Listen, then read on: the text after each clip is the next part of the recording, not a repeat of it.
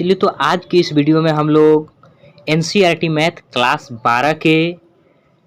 12 के जो है अवयव चैप्टर को शुरू करके रखे हैं। तो यहाँ पे देखिए एनसीईआरटी मैथ क्लास 12 में हम लोग अवयव चैप्टर को मैट्रिसेस चैप्टर को शुरू किए हुए हैं। तो इससे जो लास्ट वाले वीडियो था तो उस लास्ट वाले वीडियो में हम लोग ये समझे थे कि अवयव का जो आविष्कार है कैसे हुआ था और अवयव का उपयोग हम लोग कहाँ करते हैं और अवयव को किस तरीके से लिखा जाता है। तो आज के इस वीडियो में हम लोग पढ़ेंगे कि जो अवयव है अवयव कितने प्रकार के होते हैं। तो चलिए यहाँ पे वीडियो को शुरू करते हैं और समझते हैं अवयव कितने प्रकार के होते हैं। तो यहाँ पर देखिए सबसे फर्स्ट में यहाँ पे अवयव के प्रकार। तो अवयव के प्रकार में जो सबसे फर्स्ट वाला जो हमारा प्रकार है अवयव का 1 नंबर में वो है आयताकार अवयव रेक्टेंगुलर मैट्रिक्स। तो चलिए समझते हैं कि यहाँ पे आयताकार अवयव रेक्टेंगुलर मैट्रिक्स क्या होता है। तो यहाँ पर देखिए आयताकार अवयव के लिए आयताकार अवयव में कहा जा रहा है यहाँ पर वह अवयव आयताकार अवयव के लिए कहा जा रहा है यहाँ पर वह अवयव जिसमें पंक्तियों तथा स्तंभों की संख्या बराबर नहीं है उसे आयताकार अवयव कहते हैं। अर्थात आयताकार अवयव वैसा अवयव होता है जिसमें स्तंभों और पंक्तियों की जो संख्या है वह बराबर नहीं होती है। अर्थात इसमें रो और कॉलम बराबर नहीं होगा। जैसे यहाँ पे एक एग्जाम्पल में इस चीज़ को देख सकते हैं। तो इसमें रो कितने हो गए हमारे 2 रो हो गया, अर्थात रो इसमें 2 हो गए और कॉलम कितने हो गए 1 2 3 कॉलम हो गए। तो वैसा अवयव जिसमें रो और पंक्ति की संख्या बराबर नहीं होती है उसे आयताकार अवयव अर्थात रेक्टेंगुलर मैट्रिक्स कहते हैं। तो ये जो रेक्टेंगुलर मैट्रिक्स आयताकार अवयव होते हैं इसे 2 प्रकार से इसको प्रदर्शित किया जाता है। यहाँ पर देखिए इसको 2 प्रकार से हम लोग प्रदर्शित करते हैं। एक यहाँ पर देखिए आयताकार अवयव को क्षैतिज तथा ऊर्ध्वाधर अवयव के रूप में प्रदर्शित किए जाते हैं। अर्थात जो हमारा आयताकार अवयव है जिसमें स्तंभों और पंक्तियों की संख्या बराबर नहीं होती है तो उस प्रकार के अवयव को हम लोग 2 तरीके से प्रदर्शित करते हैं। एक हो गया क्षैतिज अवयव में और दूसरा हो गया ऊर्ध्वाधर अवयव में। तो अब यहाँ पर देखेंगे क्षैतिज अवयव है वो किसे कहेंगे और ऊर्ध्वाधर अवयव किसे कहेंगे। तो यहाँ पर देखिए सबसे फर्स्ट में हम लोग यहाँ पे समझते हैं क्षैतिज अवयव क्या है।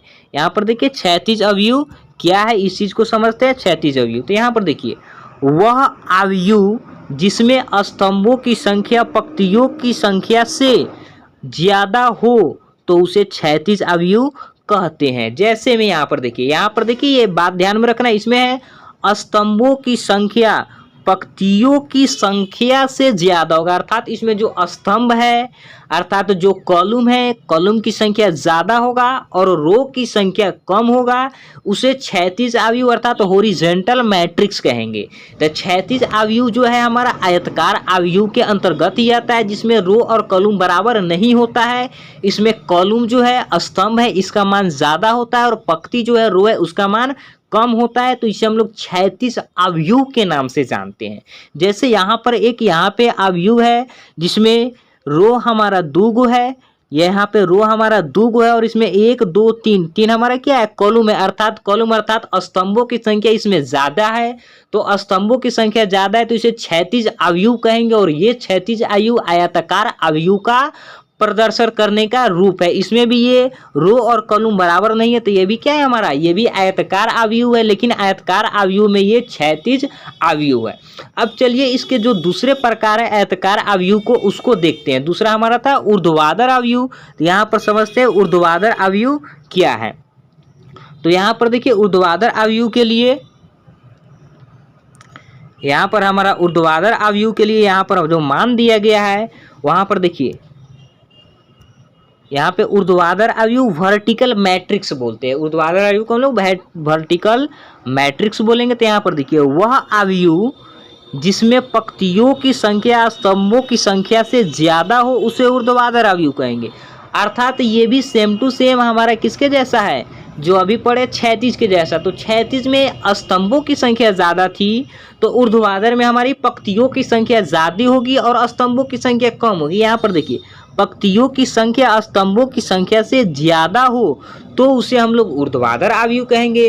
अर्थात जो हमारा ऊर्ध्वाधर आव्यूह है, जो वर्टिकल मैट्रिक्स है, इसमें पंक्ति की संख्या जो है ज़्यादा होगी और जो कॉलम है उसकी संख्या कम होगी, तब उसे हम लोग क्या कहेंगे, ऊर्ध्वाधर आव्यूह कहेंगे। जैसे यहाँ पर देख लीजिए, यहाँ पर ये मैट्रिक्स को देखेंगे तो इसमें 1 2 3 4 4 गो रो है और कॉलम 1 2 3 3 गो क्या है हमारा कॉलम है। तो इसमें रो अर्थात पंक्तियों की संख्या ज़्यादा है, तो पंक्तियों की संख्या ज़्यादा है और कॉलम की संख्या अर्थात स्तंभों की संख्या कम है। तो इस प्रकार की आव्यूह को हम लोग ऊर्ध्वाधर आव्यूह अर्थात वर्टिकल मैट्रिक्स कहते हैं। अब यहाँ पे जो हमारा आयताकार आव्यूह था, तो आयताकार आव्यूह को हम लोग दो तरीके से प्रदर्शित कर सकते हैं, दो तरीके से, जिसमें एक हम लोग देख लिए, एक था हमारा क्षैतिज में जिसमें रो का संख्या क्या होगा, कम होगा, रो का संख्या कम होगा और कॉलम की संख्या ज़्यादा होगा, तो उसे क्षैतिज कहेंगे। और ऊर्ध्वाधर में अभी हम लोग देखें, ऊर्ध्वाधर में जो हमारा रो होगा इसकी संख्या ज़्यादा होगी और जो कॉलम होगा इसकी संख्या कम होगी। तो वैसा आयताकार आव्यूह जिसमें रो की संख्या अर्थात पंक्ति की संख्या ज़्यादा होती है उसे ऊर्ध्वाधर आव्यूह कहेंगे। और वैसा आयताकार आव्यूह जिसमें कॉलम अर्थात स्तंभों की संख्या ज़्यादा और पंक्तियों की संख्या कम होती है, जिसमें पंक्तियों की संख्या कम होगी, उसे हम लोग क्षैतिज आव्यूह कहेंगे। तो अब चलिए आव्यूह को नेक्स्ट टाइप को देखते हैं कि आव्यूह के नेक्स्ट टाइप हमारा क्या है। तो यहाँ पर देखिए, आव्यूह का जो नेक्स्ट टाइप है वो है हमारा वर्ग आव्यूह, स्क्वायर मैट्रिक्स, जो बहुत ही इंपॉर्टेंट है यहाँ पे, ये स्क्वायर मैट्रिक्स वर्ग आव्यूह। तो इसमें देखिए, वर्ग आव्यूह स्क्वायर मैट्रिक्स में क्या होता है, तो वह आव्यूह जिसमें पंक्तियों तथा स्तंभों की संख्या बराबर हो उसे वर्ग आव्यूह कहते हैं। तो वर्ग आव्यूह किसे कहेंगे, जिसमें पंक्तियों और स्तंभों की संख्या दोनों बराबर हो तो उसे हम लोग वर्ग आव्यूह कहेंगे। जैसे वर्ग हम लोग जनरल रूप में किसे कहते हैं, जिसमें चारों भुजा बराबर हो उसे वर्ग कहते हैं। तो आव्यूह में भी आव्यूह कौन चीज से बनता है, रो और कॉलम के व्यवस्थित होने से ही हम लोग का आव्यूह का निर्माण होता है। तो वर्ग आव्यूह का मतलब क्या हो गया, जितने इसमें रो है उतना ही कॉलम होना चाहिए। रो और कॉलम अर्थात पंक्तियों और स्तंभों की जो संख्या है वो दोनों बराबर होना चाहिए, तभी हम उसे वर्ग आव्यूह कहेंगे। तो वर्ग आव्यूह में क्या होगा, वैसा आव्यूह जिसमें पंक्तियों तथा स्तंभों की संख्या बराबर होती है उसे वर्ग आव्यूह कहेंगे। उसे हम लोग क्या कहेंगे, वर्ग आव्यूह कहेंगे। जैसे इसके एग्जाम्पल में यहाँ पे दिया गया है ABCD, तो यहाँ पे एक रो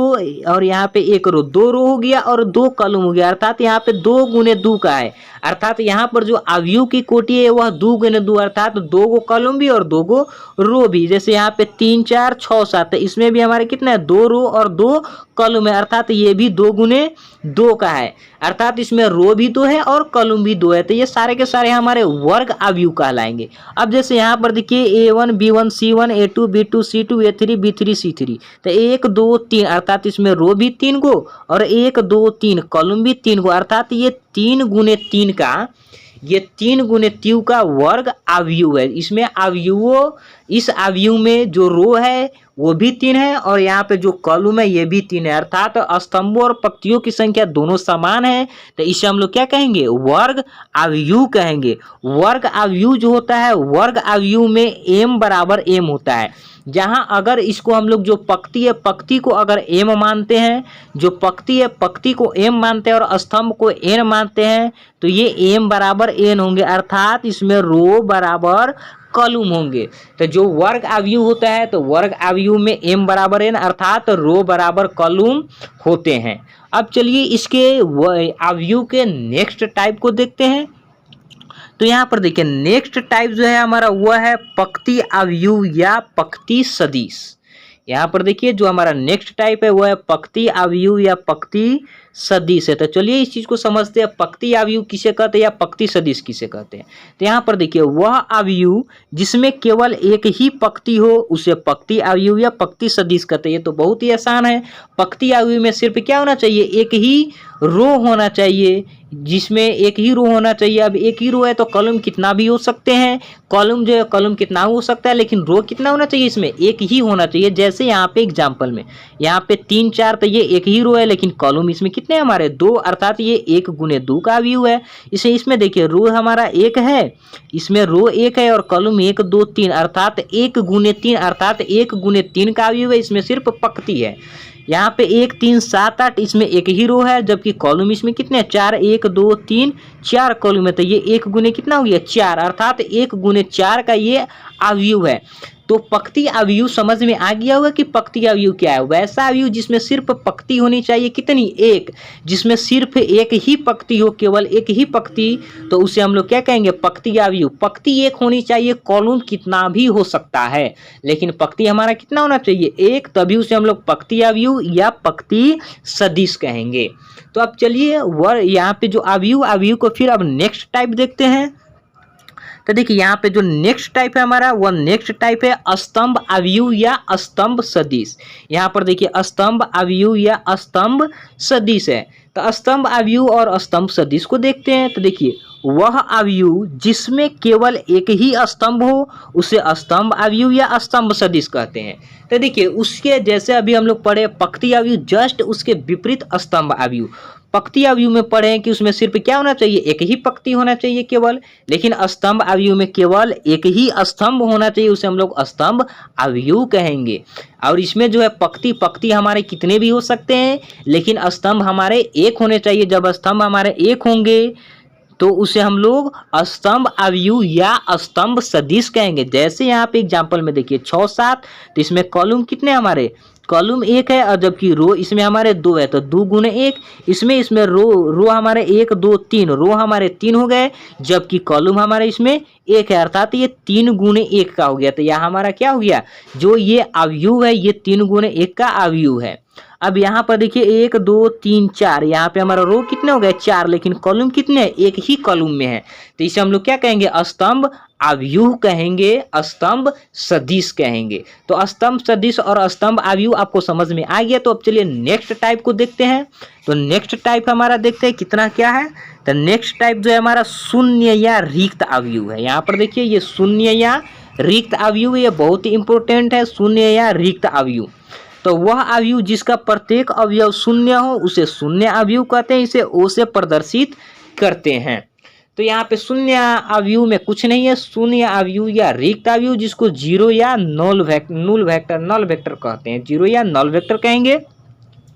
तो यहाँ पर देखिए ये शून्य या रिक्त अवयव में क्या है, इसमें जितने के सारे जितने इसमें एलिमेंट होंगे, तत्व होंगे, अवयव होंगे, वो टोटल के टोटल ही जीरो होंगे, वो टोटल के टोटल ही जीरो होंगे, तो उसे शून्य या रिक्त अवयव कहते हैं। जैसे यहाँ पे ये 1 गुने 1 का, ये 1 गुने 2 का, ये 3 गुने 4 का है, तो कितनाऊ ऑर्डर के हो सकते हैं, इसे हम लोग कितनाऊ ऑर्डर में व्यक्त कर सकते हैं। लेकिन इसके सभी के सभी जो अवयव है वो सभी के सभी अवयव शून्य होना चाहिए, तो उसे हम लोग शून्य या रिक्त अवयव कहेंगे। तो ये जो अवयव है इसको आप लोग को ध्यान में रखना है, इसका आगे जरूरी पड़ेगा। अब चलिए अब आगे नेक्स्ट को देखते हैं। तो यहाँ पर देखिए नेक्स्ट जो 6 नंबर में है वो है हमारा इकाई या तत्समक अवयव। ये है हमारा इकाई या तत्समक अवयव, यूनिट या आइडेंटिटी मैट्रिक्स। ये बहुत ही ज़्यादा इम्पोर्टेंट है। जो हमारा अवयव है, अवयव में सबसे ज़्यादा प्रयोग होने वाला अवयव हमारा यही है, इकाई या तत्समक अवयव। तो ये इकाई या तत्समक अवयव को देखिए वर्ग अवयव, वह वर्ग अवयव, अर्थात इससे स्पष्ट होता है ये जो तत्समक अवयव है ये वर्ग अवयव होगा। ये हमारा क्या होगा वर्ग अवयव। और वर्ग अवयव में क्या होता है R बराबर C, अर्थात रो और कॉलम दोनों बराबर ही होते हैं, उसे हम लोग वर्ग अवयव कहते हैं। तो यहाँ पर वह वर्ग अवयव अर्थात ये जो इकाई या तत्समक अवयव है यह एक वर्ग अवयव होगा, अर्थात इसमें जो कॉलम होंगे और रो होंगे इसकी संख्या बराबर रहने वाली है। इसमें तत्समक अवयव में जितने रो होंगे उतने कॉलम होंगे, तो वह वर्ग अवयव जिसके मुख्य विकर्ण के सभी अवयव, मुख्य विकर्ण का सभी अवयव एक हो, मुख्य विकर्ण के सभी अवयव कितने होने चाहिए, एक हो, तथा अन्य अवयव शून्य हो, तथा जो अन्य अवयव है वह शून्य हो, उसे इकाई या तत्समक अवयव कहते हैं। इसे आई से प्रदर्शित करते हैं। तो इकाई अवयव यह एक वर्ग अवयव है जिसमें रो और कॉलम की संख्या बराबर होगी, और इसमें जो होगा, जो मुख्य विकर्ण होगा, मुख्य विकर्ण एक होना चाहिए अर्थात इकाई होनी चाहिए, और बाकी के बाकी जितने भी सारे अवयव है सभी के सभी क्या होने चाहिए, शून्य होना चाहिए। तो उसे हम लोग तत्समक अवयव कहेंगे। अब यहाँ पे मुख्य अवयव क्या है, इसको यहाँ पे देख लेते हैं। मुख्य अवयव के लिए जैसे यहाँ पे एग्जाम्पल में देखिए, जैसे मैं यहाँ पे एक एक, तो ये जो दिए हुआ है, जो भी अवयव दिया है, जैसे यहाँ पे एक अवयव हम ले लेते हैं A B C D E F G H I, यहाँ पे एक अवयव ले लेते हैं, ये आई है। तो इसमें जो अवयव होगा उसके लेफ्ट साइड में, लेफ्ट साइड के ऊपर वाले कर्नर से लेकर के राइट साइड में लेफ्ट वाले कर्नर के जो बीच वाले जो अवयव होते हैं, उसी अवयव को हम लोग मुख्य अवयव या मुख्य विकर्ण कहते हैं। तो यहाँ पर जो हमारा मुख्य विकर्ण होगा ये होगा मुख्य विकर्ण, इसी को हम लोग क्या कहते हैं, मुख्य विकर्ण कहते हैं। जैसे इसमें मुख्य विकर्ण ये हो गया, अर्थात ऊपर वाले के लेफ्ट साइड और नीचे वाले के राइट साइड तक के जो बीच में जो अवयव आएंगे उसी को हम लोग विकर्ण विकर्ण अवयव कहते हैं, और ये मुख्य विकर्ण कहलाते हैं। ये हमारे क्या कहलाएंगे, मुख्य विकर्ण। तो इसमें क्या होगा, यह वर्ग अवयव में मुख्य विकर्ण एक होना चाहिए, बाकी सारे अवयव शून्य हो, उसे हम लोग वर्ग अवयव के क्या कहेंगे, तत्समक अवयव कहेंगे। तो यहाँ पर 2 गुने 2, 2 गुने 2, अर्थात इसके रो भी 2 है और कॉलम भी 2 है। जैसे इसमें देखिए यहाँ पर जो मुख्य अवयव है ये हमारा क्या है, एक एक है, अर्थात इकाई है, बाकी सारे के सारे जो अवयव है वह शून्य है। तो इसे हम लोग तत्समक अवयव कहेंगे, भले तत्समक अवयव कहेंगे। और ये 3 गुने 3 कोटि के है, अर्थात इसमें रो और कॉलम की संख्या बराबर है। तो यह एक वर्ग अवयव भी है, और जबकि इसके मुख्य अवयव एक एक है, तो इसके वजह से हम लोग इसे तत्समक अवयव कहेंगे और इसे आई से प्रदर्शित करते हैं। तो तत्समक अवयव आप लोग समझ गए बढ़िया से। अब चलिए नेक्स्ट जो टॉपिक है, नेक्स्ट टाइप को देखते हैं। नेक्स्ट टाइप है हमारा विकर्ण अवयव डायगोनल मैट्रिक्स। तो यहाँ पे जो है हमारा नेक्स्ट टाइप है वह विकर्ण अवयव डायगोनल मैट्रिक्स है। तो देखिए डायगोनल मैट्रिक्स में क्या कहा जा रहा है, वह वर्ग अवयव जिसमें मुख्य विकर्ण के अवयवों को छोड़कर शेष सभी अवयव शून्य हो उसे विकर्ण अवयव कहते हैं। तो यहाँ पर देखिए ये भी एक प्रकार का क्या है, वर्ग अवयव है, अर्थात इसमें भी स्तंभों की संख्या और पंक्तियों की संख्या बराबर ही होगी। विकर्ण अवयव में भी स्तंभों और पंक्तियों की संख्या बराबर होगी, लेकिन इसमें जो मुख्य विकर्ण है, मुख्य विकर्ण के अवयवों को छोड़कर बाकी जो शेष सभी अवयव शून्य होते हैं, अर्थात मुख्य विकर्ण के कुछ न कुछ मान होंगे, बाकी सारे के सारे विकर्ण शून्य होंगे, उसे हम लोग विकर्ण अवयव कहेंगे। जैसे यहाँ पर देख सकते हैं ये जो विकर्ण है वह 3 4 है, बाकी सारे के सारे 0 है, ये 1 1 है, बाकी सारे के सारे 0 है। अर्थात विकर्ण अवयव में जो मुख्य विकर्ण अवयव में जो मुख्य विकर्ण है वह कुछ भी हो सकता है, अर्थात मुख्य विकर्ण का मान कुछ ना कुछ होना चाहिए। लेकिन जो हम लोग तत्समक अवयव में पढ़े थे, तत्समक अवयव में सिर्फ व सिर्फ कितना होना चाहिए, केवल 1 होना चाहिए, बाकी सभी के सभी 0 होना चाहिए, उसे तत्समक कहेंगे। लेकिन विकर्ण अवयव में बाकी विकर्ण को छोड़ करके बाकी सारे शून्य होना चाहिए। अब वह विकर्ण बराबर हो भी सकते हैं, विकर्ण के सारे अवयव बराबर हो भी सकते हैं और बराबर नहीं भी हो सकते हैं, उसे विकर्ण अवयव कहेंगे।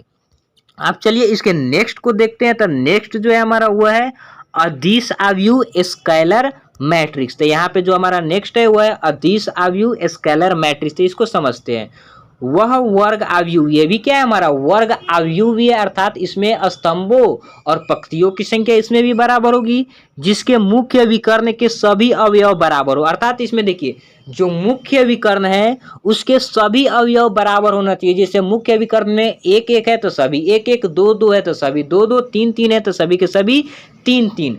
जबकि इसे पीछे वाले विकर्ण अवयव में देखे थे कि विकर्ण कुछ भी हो सकता है, बराबर हो भी सकता है और नहीं भी हो सकता है, बाकी के बाकी सभी शून्य होना चाहिए। लेकिन इसमें जो अदिश अवयव में है, जो मुख्य विकर्ण है वह बराबर होना चाहिए और बाकी के सभी अवयव शून्य होना चाहिए, तभी हम इसे अदिश अवयव कहेंगे।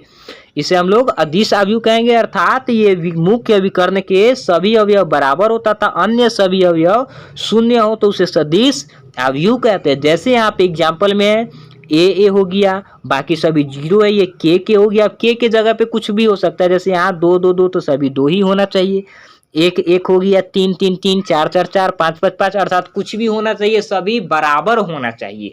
अब बाकी सभी क्या होना चाहिए, शून्य हो, तब उसे हम लोग अदिश अवयव कहेंगे। तो यहाँ पे जो हमारा अवयव का जो प्रकार था वह सारे अवयव के प्रकार जो मुख्य मुख्य जो प्रकार थे जो हम लोगों के लिए ज़्यादा आवश्यकता था वो सारे के सारे हम बता दिए। कितने हैं, हम लोग 8 अवयव के प्रकार पढ़े हैं और ये 8 बहुत ही इम्पोर्टेंट है।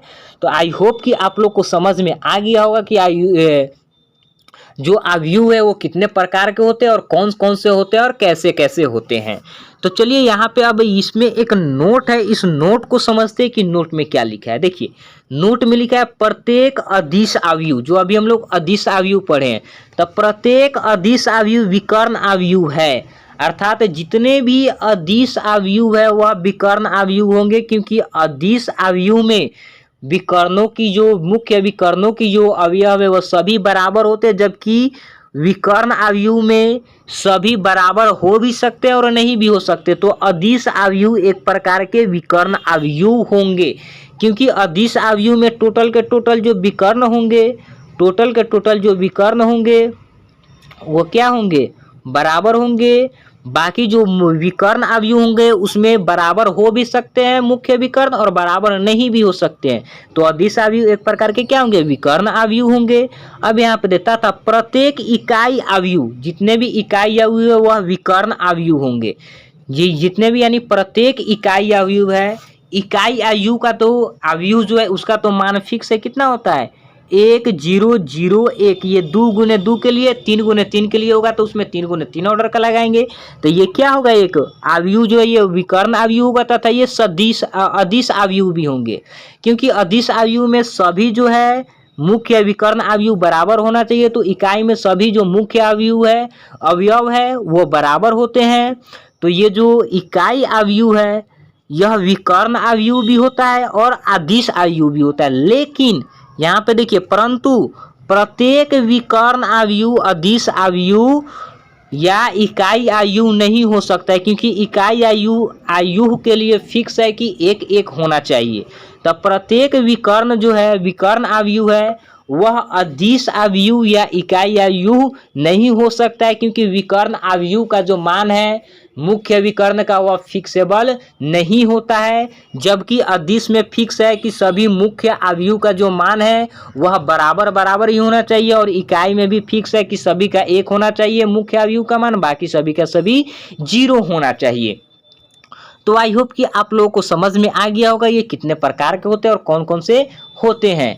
तो अब चलिए अब मिलते हैं फिर नेक्स्ट वीडियो में, और नेक्स्ट वीडियो में हम लोग मैट्रिसेस का एक्सरसाइज से चैप्टर को करने वाले हैं एनसीईआरटी मैथ के। तो चलिए फिर मिलते हैं नेक्स्ट वीडियो में। अगर आप हमारे चैनल पे अगर नए हैं और अभी तक चैनल को सब्सक्राइब नहीं किए तो चैनल को सब्सक्राइब कर लीजिए। तो चलिए फिर मिलते हैं नेक्स्ट वीडियो में।